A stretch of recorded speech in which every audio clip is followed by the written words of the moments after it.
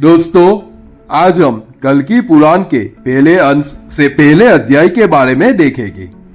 भयंकर अत्याचार से पृथ्वी की शांति का नाश करने वाले राजाओं को, जो अपनी भयंकर भुजाओं रूपी सांपों की विष की ज्वाला से भस्म करेंगे और जिनकी भयंकर तलवार की तेज धार से अत्याचारी राजाओं के शरीर कुचले जाएंगे। ऐसे ब्राह्मण वंश में उत्पन्न घोड़े की सवारी करने वाले, सत्यादि युगों में अवतार लेने वाले, वह जिन्हें धर्म की प्रवृत्ति प्रिय है, ऐसे भगवान कल्कि परमात्मा हरि हमारी रक्षा करे। एक बार महर्षि गणों ने सूत जी से कहा, हे सूत जी, हे प्रभु, आप कृपया हमें बताए कि कली कौन है, उसने कहाँ जन्म लिया, वह किस प्रकार इस संसार का मालिक बन गया और किस प्रकार उसने नित्य धर्म का नाश किया। हे महाभाग, भगवान श्री कृष्ण के अपने वैकुंठ धाम चले जाने पर कली की उत्पत्ति जिस प्रकार हुई, आप लोग निरंतर सावधान होकर इसे सुने। जगत के बनाने वाले लोक के पितामह ब्रह्मा जी ने प्रलय काल के अंत में अपनी पीठ से घोर मलिन पातक को पैदा किया। उनकी पीठ से पैदा हुआ पातक अधर्म नाम से प्रसिद्ध हुआ। उस अधर्म वंश के श्रवण, कीर्तन और स्मरण करने से सभी प्राणी समस्त पापों से मुक्ति पाते हैं। तदंतर बिल्ली के जैसी आंखों वाली और अत्यंत लुभाने वाली मिथ्या नाम की नारी उस अधर्म की पत्नी हुई। इस दंपत्ति का अत्यंत तेजस्वी और महाक्रोधी दंभ नाम का पुत्र पैदा हुआ। उसी अधर्म और मिथ्या से माया नाम की एक पुत्री भी पैदा हुई। सगर्भा माया और दम के संयोग से लोभ नाम का पुत्र और निवृत्ति नाम की पुत्री पैदा हुई। फिर उसके बाद लोभ व निवृत्ति के संयोग से क्रोध नाम का एक पुत्र पैदा हुआ। उसी क्रोध की हिंसा नाम की सगर्भा जन्मी। हिंसा और क्रोध के संयोग से कली का जन्म हुआ। कली के बाएं हाथ में उपस्थित को धारण किया। तेल मिले काजल के समान इस कली के शरीर की चमकती काली कांति है। कौवे के से पेट वाले, विकराल और चंचल जीव वाले तथा भयानक दुर्गंध युक्त शरीर वाले इस कली का निवास जुआ, शराब, स्त्री और सोने में हुआ। कली की दुरुकित नाम की भगनी हुई। कली ने दुरुक्ति से गर्भ से भय नाम का पुत्र और मृत्यु नाम की पुत्री पैदा की। मृत्यु ने भय के वीर्य से निरय नाम का पुत्र पैदा किया। भय और मृत्यु की एक पुत्री पैदा हुई जिसका नाम यातना था। निरय ने इसी यातना के गर्भ से हजारों पुत्र पैदा किए। इस प्रकार कली के कुल में बहुत से धर्म निंदकों का जन्म हुआ। धर्म की निंदा करने वाले ये लोग, मानसिक व शारीरिक लोग, बुढ़ापे, ग्लानि, दुख, शोक और भय का सहारा लेकर यज्ञ, स्वाध्याय, दानादि, वेद तथा तंत्र आदि का विनाश करने वाले हुए। कलिराज के ये अनुयायी संसार का नाश करने वाले झुंड के झुंड लोगों ने चंचल, सनभंगुर और कामुक मनुष्यों का शरीर धारण किया। ये लोग बहुत घमंडी, दुराचारी, माँ बाप की हिंसा करने वाले, ब्राह्मण योनि में जन्म लेकर भी वेद विहीन व दिन और सदैव शूद्रों की सेवा करने वाले हुए। ये मनुष्य धर्म, वेद, बहुत रस और मांस बेचने वाले, संस्कारहीन, क्रूर व कृतज्ञ करने वाले तथा काम वासना और पेट के गुलाम, अलमस्त और पर स्त्रीगामी व नीच वर्ण संकर पैदा करने वाले हुए।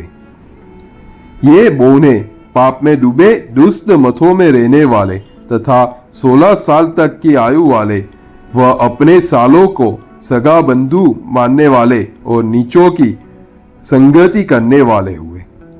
बहस और झगड़ों में दुखी, केस वेश को ही आभूषण के रूप में सजाने वाले, धनी व ब्याज लेने वाले और कुलीन कहलाने वाले ब्राह्मण कलयुग में पूजनीय समझे गए। सन्यासी लोग घर गृहस्थी के अनुरागी, गृहस्थ लोग अच्छे बुरे के ज्ञान से रहित, शिष्यगण गुरुओं की निंदा करने वाले और धर्म की ध्वजा उठाने वाले साधु भले लोगों को ठगने वाले हुए। कलयुग में शुद्ध लोग दान लेने वाले और दूसरों का सर्वस्व छीन लेने वाले हुए। स्त्री पुरुष की संपत्ति ही विवाह समझा जाने लगा। दुष्टों की मित्रता अच्छी समझे जाने लगी। दान के बदले दान को दानशीलता समझाने लगी। न्यायकर्ता अपराधियों को दंड देने में असमर्थ होकर क्षमाशील हुए। दुर्बल के प्रति उदासीनता दिखाई जाने लगी। बहुत बोलने वाले ही पंडित कहे जाने लगे। यश पाने की इच्छा से ही लोग धर्म प्रचार करने लगे। धनवान लोगों को ही सज्जन समझा जाने लगा।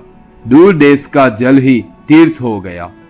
केवल जनेऊ पहन लेने से ब्राह्मणत्व माना जाने लगा और सन्यासी का चिन्ह दंड धारण मात्र रह गया। धरती कम अनाज पैदा करने लगी। नदी किनारे छोड़कर दूसरे स्थान पर बहने लगी। स्त्रियां वेश्याओं जैसी बातचीत में सुख समझने लगी और उनके पतियों से प्रेम जाता रहा। दूसरों के अन्न के लालची ब्राह्मण लोग चंडालों के घरों में यज्ञ कराने लगे। सधवा स्त्रियां मनमाना आचरण करने लगी। बादलों ने खंड वर्षा बरसानी शुरू की। धरती कम अनाज पैदा करने वाली हो गई। राजा लोग प्रजा को ही खाने लगे और प्रजा करों के बोझ से परेशान हो गई। अभागी प्रजा कष्ट से अत्यंत दुखी होकर कंधे पर बोझ और हाथ में पुत्र लेकर पर्वत और गहन वनों का आश्रय लेने लगी। और भी सुनो, शराब, मांस, मूल व फलों का आहार जीवन का आधार हुआ। वे लोग भगवान श्री कृष्ण की निंदा करने वाले हो गए। कलयुग के प्रथम चरण में लोगों की यह दशा हुई। कली के दूसरे चरण में लोग भगवान श्री कृष्ण का नाम तक नहीं लेते। तीसरे चरण में वे वर्ण संकर संतानों की उत्पत्ति हुई और चौथे चरण में तो सभी वर्ण समाप्त होकर लोग एक ही वर्ण में रह गए। लोग ईश्वर की आराधना करना भी भूल गए। स्वाद्या, स्वादा, स्वाहा, वर्ष तथा ओमकार आदि के लुप्त होने पर सभी निराहार देवतागण ब्रह्मा जी की शरण में गए। देवतागण सीन, दीन और चिंताशील पृथ्वी को आगे करके ब्रह्मलोक में गए। उन्होंने ब्रह्मलोक को वेद ध्वनि से गूंजता हुआ पाया। यज्ञ के धुएं से भरे मुनि श्रेष्ठों से सेवित सोने की बनी वेदी में प्रज्वलित दक्षिणाग्नि, यज्ञ के खंभों से सजे हुए और वन के फूलों और फलों से परिपूर्ण उद्यान, जहां सरोवर में वायु के जकोरों से चंचल बेलों के बीच फूलों पर बैठे भौरों द्वारा मधुर स्वर से प्रणाम, आह्वान या सत्कार द्वारा पथिकों का स्वागत किया जा रहा है। वहां से शोकाकुल देवतागण अपने स्वामी इंद्र के साथ अपने कार्य यानी कली द्वारा पैदा किए अपने दुखों का बताने के लिए ब्रह्म सदन के अंदर गए। वहां पहुंचकर देवताओं ने सनक, सनंदन तथा सनातन आदि सिद्धों द्वारा पदकमन सेवित सदासन पर विराजमान तीनों लोकों के स्वामी भगवान ब्रह्मा जी को प्रणाम किया। दोस्तों, हमने पहले अध्याय में देखा कि कली का जन्म कैसे हुआ और कली ने कैसे पाप व अधर्म को फैलाया। फिर हमने ये भी देखा कि देवतागण पृथ्वी देवी के साथ ब्रह्मा जी को याचना करने के लिए गए। देवतागण और पृथ्वी देवी ने ब्रह्मा जी को क्या कहा और ब्रह्मा जी ने उसका क्या समाधान दिया, वो हम आने वाले वीडियो में दूसरे अध्याय में देखेंगे।